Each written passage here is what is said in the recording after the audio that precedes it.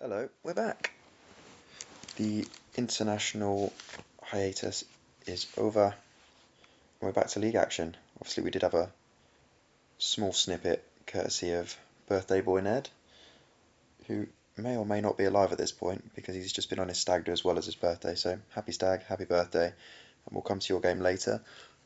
But we're actually going to kick off, if FM's playing ball, with two more Arsenal teams potentially. Yeah, so straight into League One. With Arsenal C up against Thomarse. We haven't seen Thomarse for a little while, I don't think. But he's actually finally found some form in recent weeks. And that's only going to be aided by getting his strikers back. He's been without Lukaku and Giroud for most of the season. The former's on the bench, the latter's actually starting today, so no more Fatty.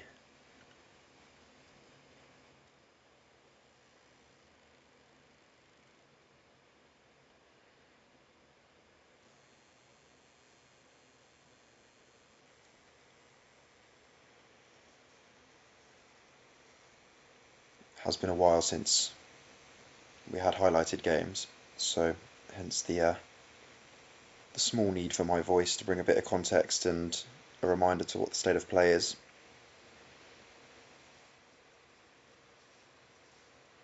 And actually, Thomas, of the four drafted teams that are in League One, they're the ones playing catch up at the moment. They're actually fifth, cut adrift from the other three by Tottenham C presently.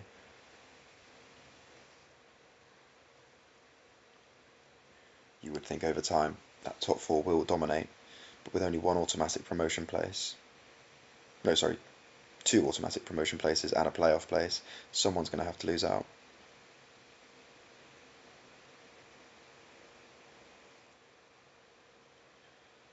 Actually, after 10 games, it's last year's playoff winner, FullofStrangeham, Levi's side, that are leading the way. They had a very impressive win against Ellister City last time we had a full run of games to take them top, and they're the only team, alongside Tottenham C, bizarrely, that remain undefeated in League One.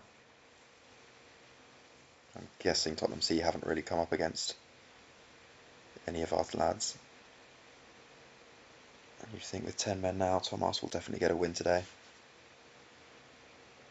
That'll help. Arsenal C haven't been bad this year. They're currently 9th prior to today's games. Won 4, drawn 4, lost 2. Looks like they've had quite a bit of movement in the transfer market. Saw it as Fabio Carvalho that got sent off. He definitely didn't start there. Burrows, I'm pretty sure. Sky Lews let go. Cleland would have been at one of the Everton sides. Wayne Hennessy, a Palace player. Ryan Babel's in there. I think that's Paul Kitson or Dave Kitson, but I think Paul. So yeah, they really have had to recruit, probably to make up for all the raiding we did on their actual default players during the drafts.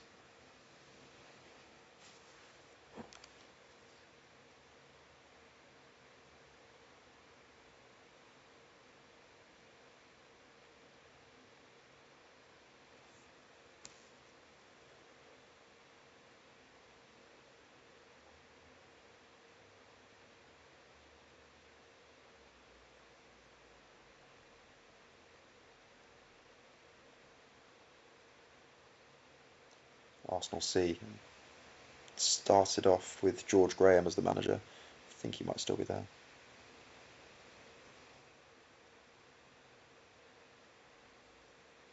Yeah, he is.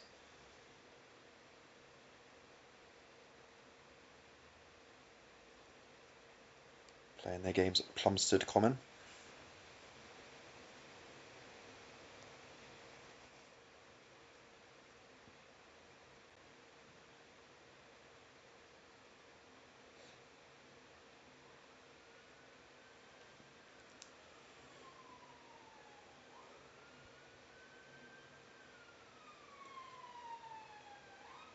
Is a full allocation of games today. We've got League 1 action, League 2, National League Prem, and that kickstarts a very busy couple of weeks. Well, 3 weeks I think it is until the next international break. Got FA Cup, Carabao Cup, EFL Trophy, 2 Champions League weeks, obviously inclusive of Europa League, Europa Conference League. Yeah, pretty much everything. Does say FA Cup? Everything. And we'll have highlights for all of them, minus probably the European competitions, where I'll just sort of present the results.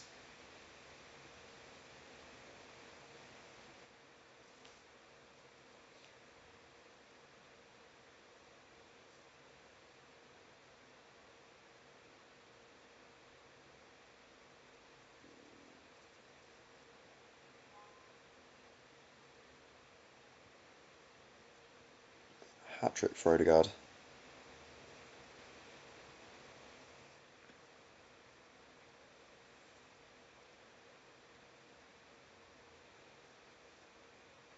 And the customary run out for Fatty to see it off.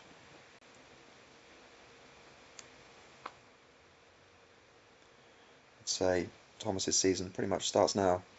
The chase is on.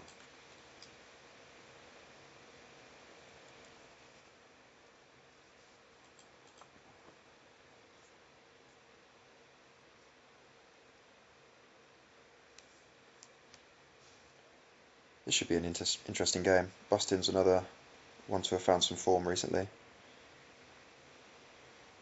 But it's coming up against arguably the form side in the league, out alongside Arsened.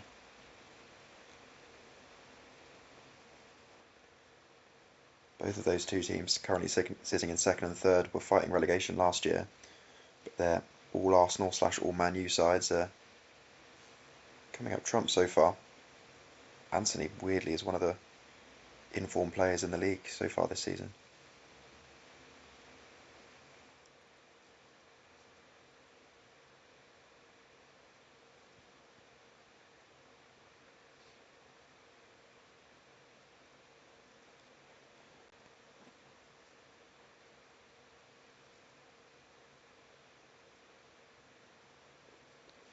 And there he is again. FM doesn't get everything right.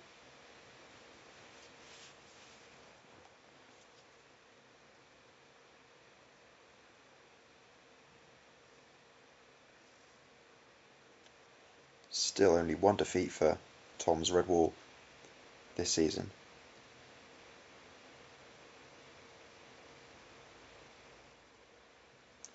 They've been able to rotate quite a lot as well, I think.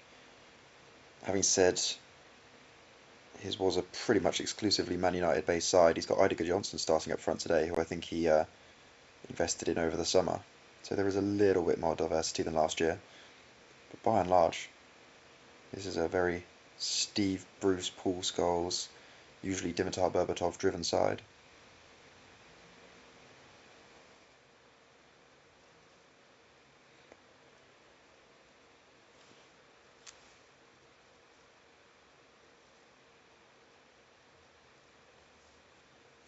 Steve Stone! Waited to see him get some game time.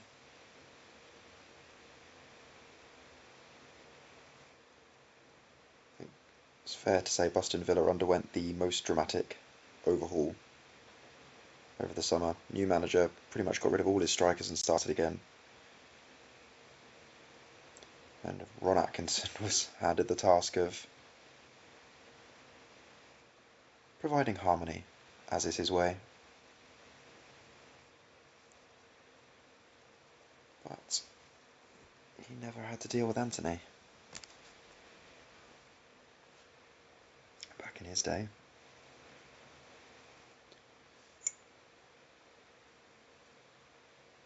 I can't remember who Arsened have got today, but I've definitely got a really tough game away at Warringham. We may well see the Red Wall top of the table by the end of the day.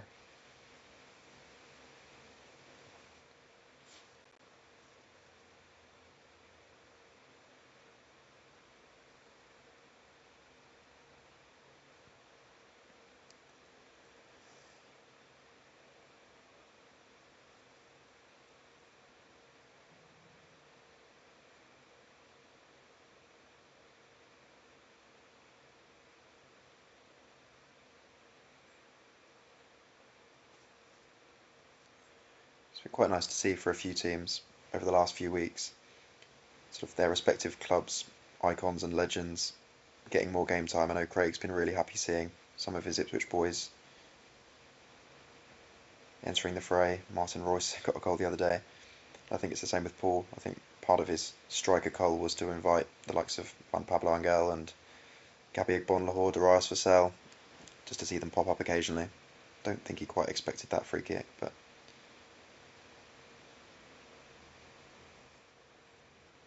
one thing I have just noticed is the lack of Frank Lampard for the home side, which does not help matters. And salt in the wound is one of Tom's only non-Man United players being a Villa icon, popping up with a goal.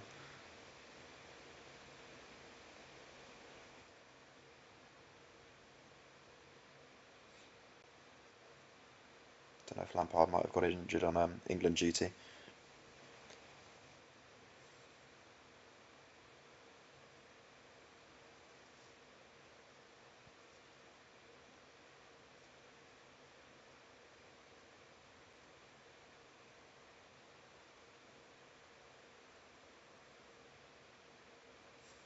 He's got strength and depth. Disallowed, but started Johnson today. Ignored Berbatov, brought Solskjaer and McClare on. I think he's got Dwight York, who scored a couple of goals in the EFL trophy last time out as well. It's a handy outfit, and it's potentially one that's going to go top by the end of today, depending on mine and Ned's results.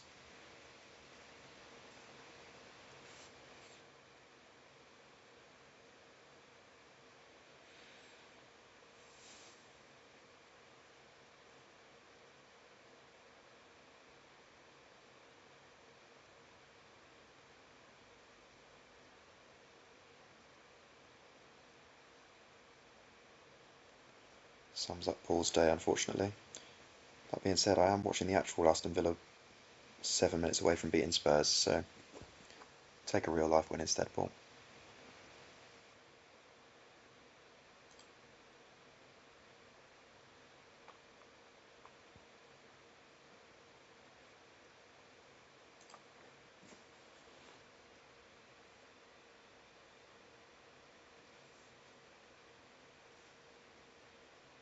One team I don't feel like I've seen for a long time is Sky Lews.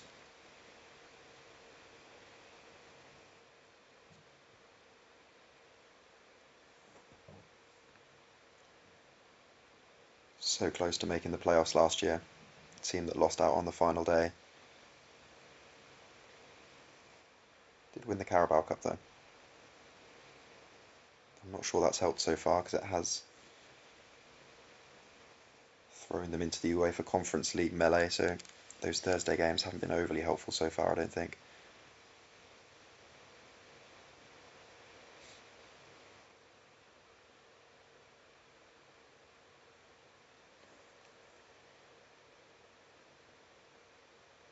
Ziggy had made a fantastic start to the season, and actually still only lost twice, but 5 draws out of 10 has sort of halted the progress slightly. Currently sitting in 13th, 2 places ahead of Louis, who hasn't drawn a single game. I think he could have done with a couple of draws instead of losing 3 out of only 7 games. Like I say, his season's been massively curtailed by the European campaign, a bit like Warringham last year. He was about 10 games behind us at one point last year.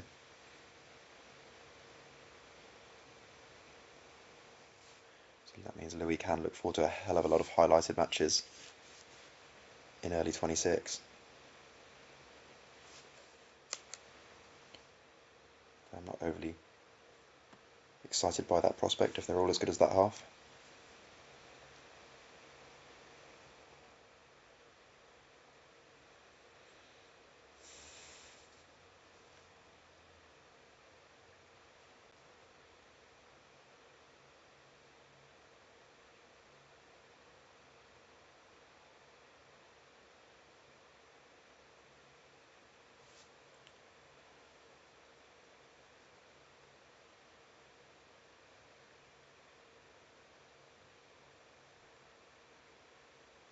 He did win his last EFL trophy match, I believe. Rashford and The always inspiring Mustafa Hadji stepped up with goals on that day, but you'd think the majority of his side have been in international action. The majority of all of our sides, I imagine.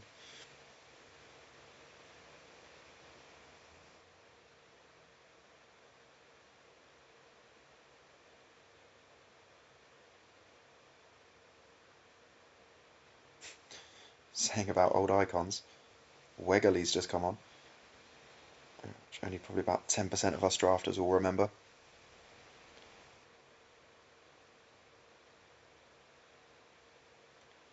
The original Voltamada and the lesser seen Makaleli 30-yarder.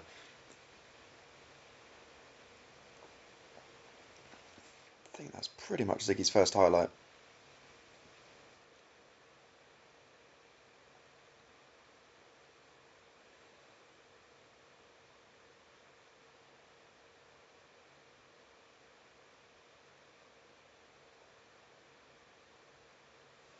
That is quite the snatch and grab.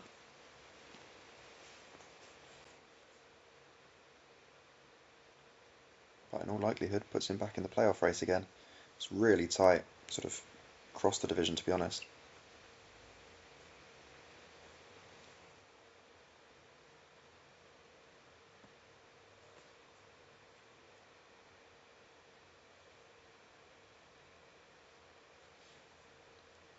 And this on paper should be the blockbuster game of the day. That being said, I'm rather dreading it.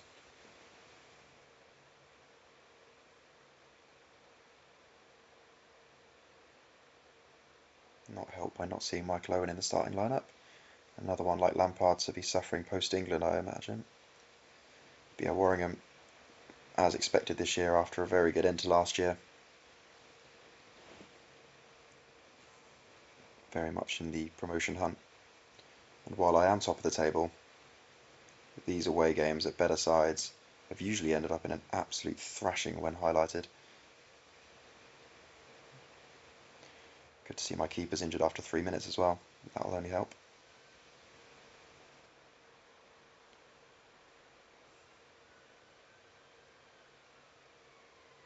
We're talking about Louis in the Conference League. It's only myself and Matt Warrington occupying the Champions League spaces for our division this season.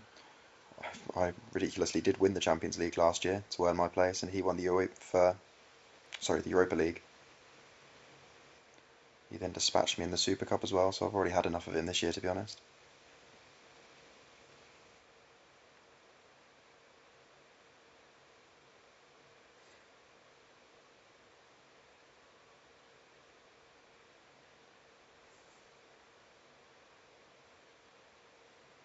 This just feels so inevitable.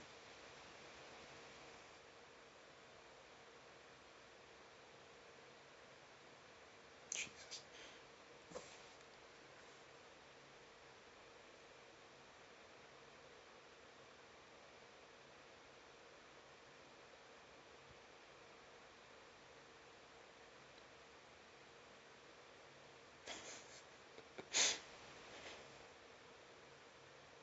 I don't think I've ever seen a passage of play where the defending team is so intent on conceding.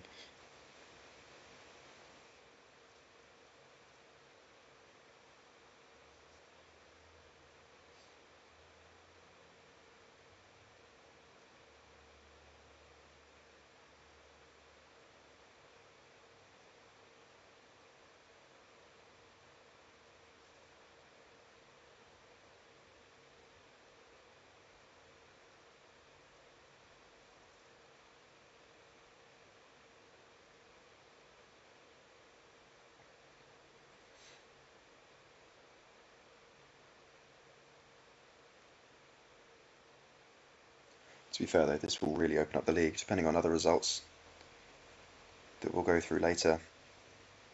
This will put Matt within 2 points of me. We already know that the Red Wall, depending on the extent of my defeat today, I'm guessing it won't just be one, will be at least level on points at the top. Still, if Ned wins, he'll be guaranteed to go top, presuming I do lose here. And then the likes of Danielsea, Dan City Cow, White Hart Chamberlain, Dauncey Stebbles will all be within touching distance of those sort of top 3 or 4 spaces. And there's a pretty long chasing group as well.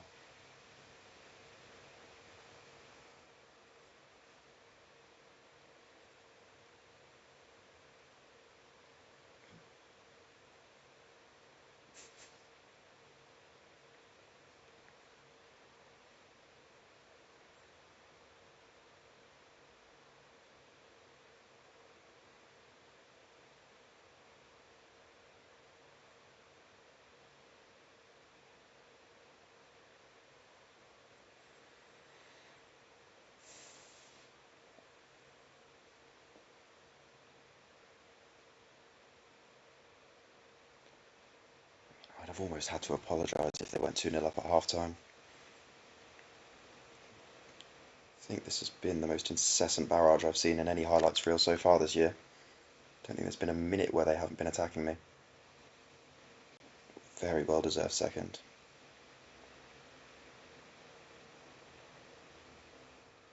This isn't just me being bitter, I did actually put my money on Warringham to be at least one of the top 2 promoted sides before the season started. They were definitely one of the informed sides finishing last year. And another year of Erling Haaland development on FM, as any FM player will know, is pretty destructive.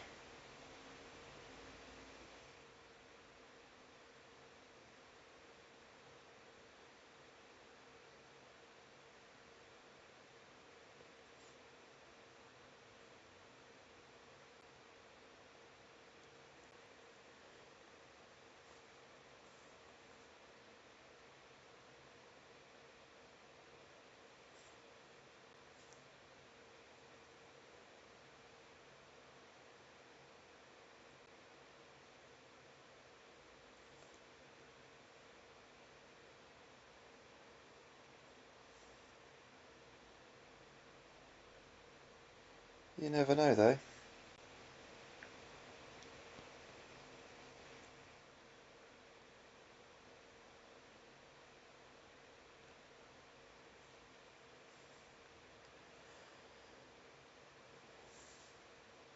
Oh, Michael Owen is alive.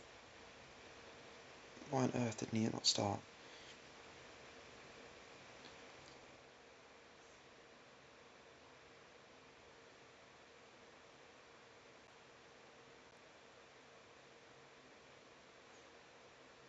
This would be extremely unfair on Matt.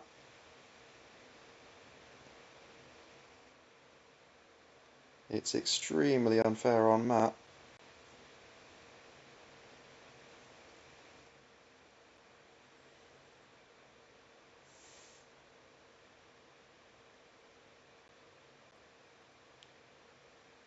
Ignore everything I said in the first half. So Bobby's injected some life into the lads.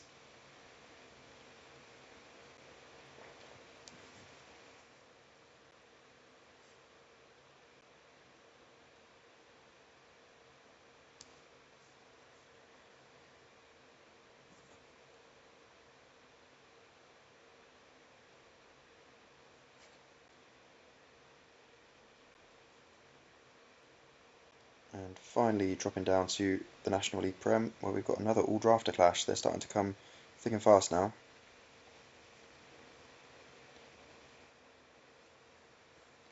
This is quite an interesting one really, because before the season started you'd have thought the away side, Liam's Manchestaff, even though they finished bottom of League 2 last year, they still had the benefit of the full draft in the first summer, the full scope of players to choose from. Craig, meanwhile, you know, he's basically started from the 501st most desirable player, and he's storming the league at the moment.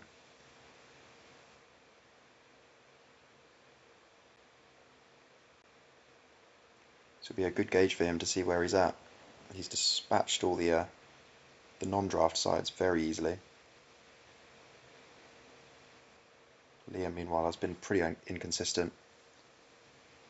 A bit similar to the League One situation. You'd expect the 6 drafters to end up 1 to 6, but at the moment there is a rogue team separating them. In this case it's Burnley B, who are sitting 5th, and he sort of separates the top 4 from Liam's Manchestaff in 6th and Luton in 7th. So if those two do have any ambitions of occupying the 1 automatic spot, they're going to need more of that.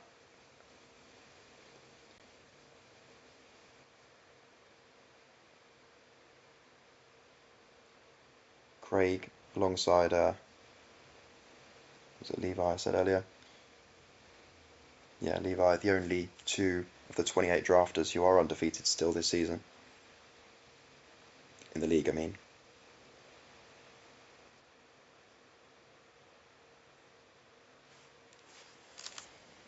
Potentially huge second half coming up to try and maintain that record.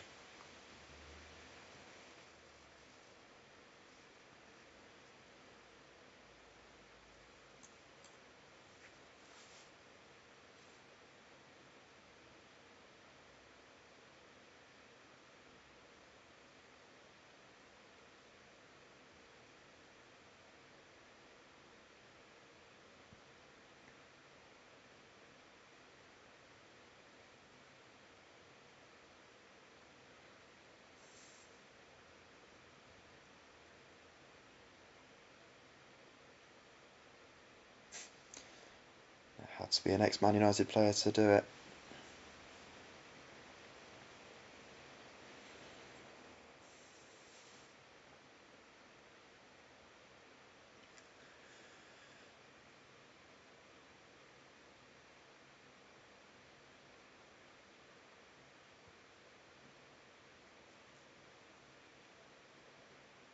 It's Carlton Palmer, Craig's favourite player. Picked up right at the end of his draft. And he's been an absolute stalwart for him so far.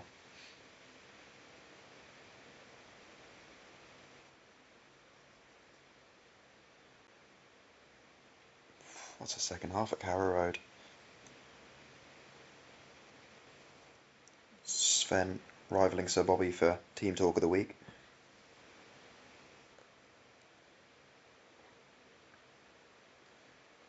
This will be a huge win. I think, not being harsh in saying that I didn't really expect the 4 newcomers to be challenging the top 2 spaces, let alone completely dominating the league.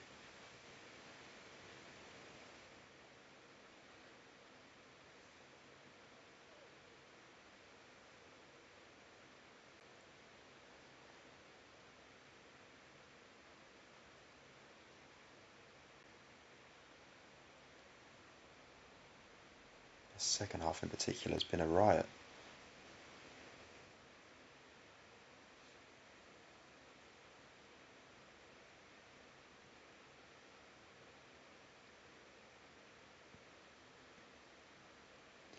So much so, Sven feels comfortable enough to bring on Zimmerman out of nowhere. Another rogue, homegrown name to add to the list in the last few weeks. Love to see it. Not sure Liam will love to see that though.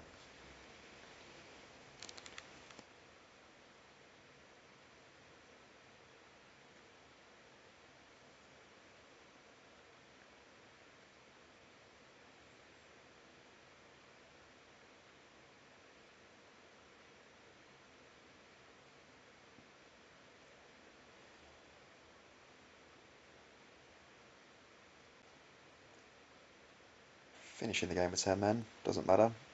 3-goal cushion, 3 more points. Firmly in control at the top of the league.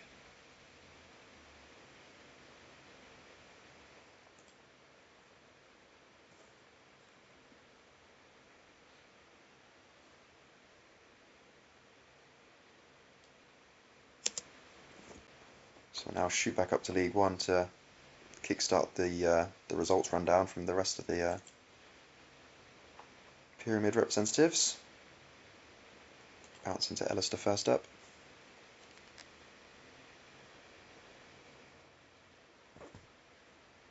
Comfortable win. Couple of concerning injuries to Jorginho and Tony Adams, but that rotated front two always seems to work no matter who he puts out.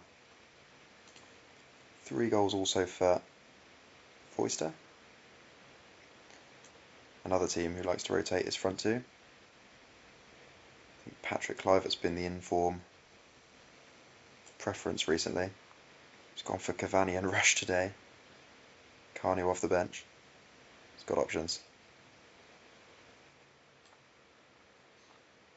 Tevez rested altogether, seemingly.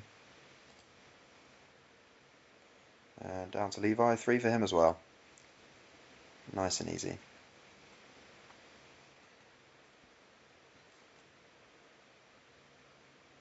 Marion Parhar's getting a lot of game time recently, it's good to see.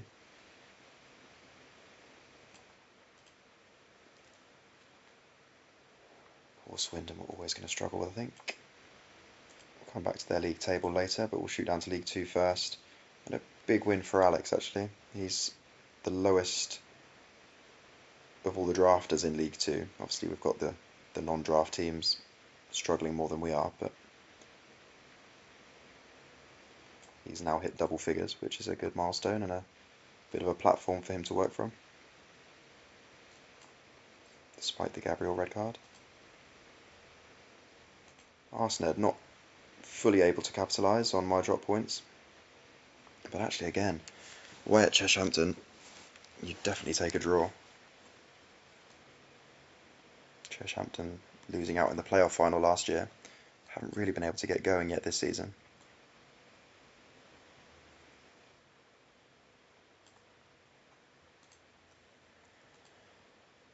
Connor, though, very much is getting going this season.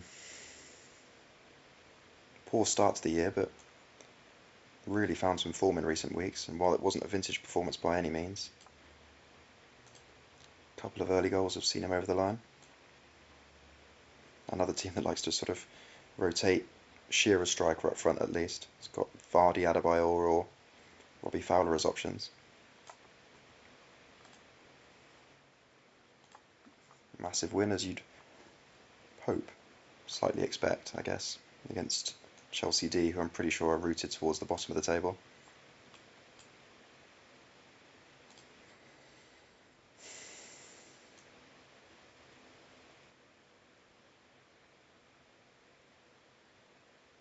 Nice and easy. And a bit like Connor, on the Blues side of East Anglia, Craig's really found some form in recent weeks. That is the biggest win of the lot, against very much promotion chasing Danielsea. He's lost pretty much every centre midfielder, either intentionally or through injury. But John McGinn's holding the fort very ably, and was used this time to help him along.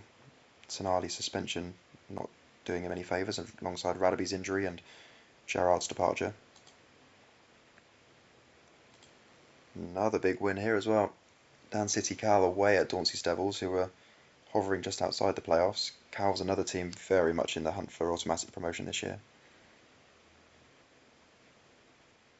Ryan Giggs has been almost unplayable in most games I've seen.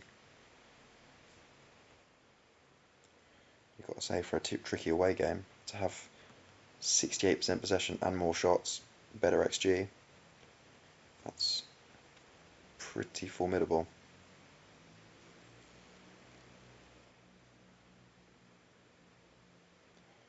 And another big win for Lawrence. He's got a habit of being in these ridiculous high-scoring games of late, and marginally coming out on top. George Weir and Jermaine Defoe almost upsetting him, but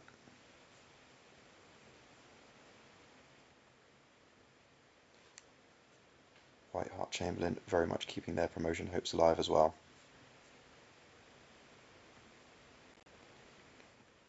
Go down to the National League Prem. Very timely stopping of the rot for Luton. Would have gone above Liam's Manchestaff with that win. After a few tricky games, and another one today.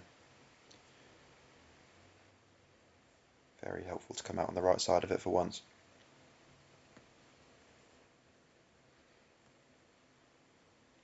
Whall ticking over relatively nicely. Made probably harder work of this one than they might have done, but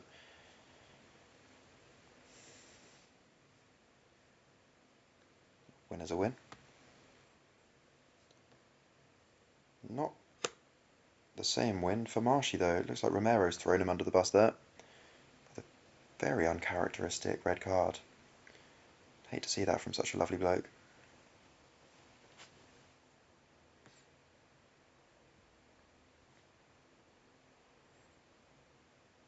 And a missed penalty as well.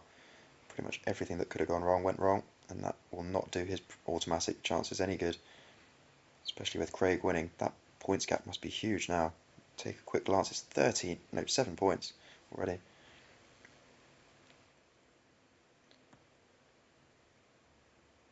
Good win in a tight match for Craig Daniels and his Nottingham Giant team.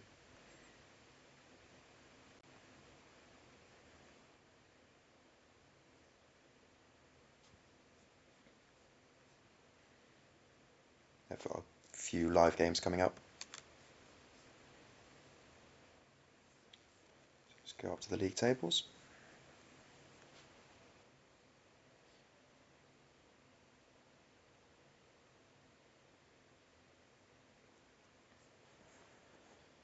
And still not a full complement of front four. Tottenham C still refusing to lose a game. But very tight amongst the top three especially. Going down to League Two, and we're now 3 points separating the top five. Lawrence still in that position where if he wins his game in hand handsomely, he could theoretically go top. But Connor's really put himself within touching distance. Zig's win has helped him at Wimbledon. And I mean, it's actually Louis now he has got 3 games in hand on most, but he's the lowest scoring drafted side. But even just above him, Alex is only 8 points off the playoffs still. I think this is going to be a lot tighter than last year. What isn't tight currently at the moment is otbCraig's lead at the top of the table. Hoping to join us in League 2 next year. And actually second place is a newcomer as well now after Marshy's loss. So I mean that playoff race we knew right until next April is going to be extremely tight and very exciting when it comes to those playoffs. But it's Craig's to lose at the moment in terms of that one automatic spot. So yeah, looking ahead to this week, we've got FA Cup 4th qualifying round action. We've got more league games. I think midweek and then obviously next weekend as well. But no, it's good to be back after the international hiatus, and well done to Craig and Levi especially, remaining unbeaten as we come towards the end of October. See if they keep it up this week. See you later.